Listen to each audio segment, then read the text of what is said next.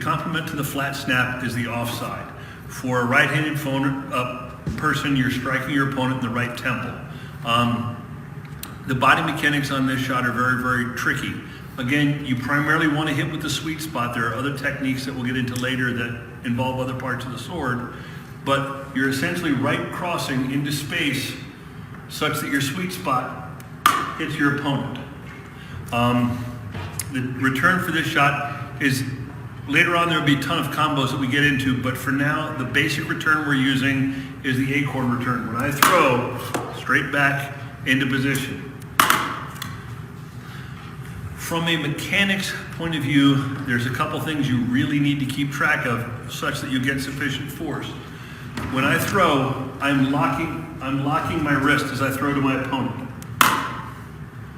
The other thing that's equally as critical, and yes, we're using round swords, so you can be sloppy and you'll still hit, but if you are a few degrees off when you hit, your wrist bends, and it'll attenuate a lot of that force, so you're not hitting as hard as you think you're hitting.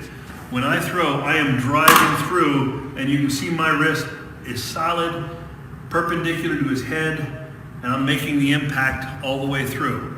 Now there's a couple tells you have to be aware of when you're throwing this from your perspective, what you shouldn't do so your opponent doesn't hit you. The first thing most fighters do is they'll drop their shield a little bit to clear. If my opponent blocks with an A-frame style thing and I drop my shield as I throw, as I clear, he's gonna hit me in the head. I keep a little tick mark in my shield.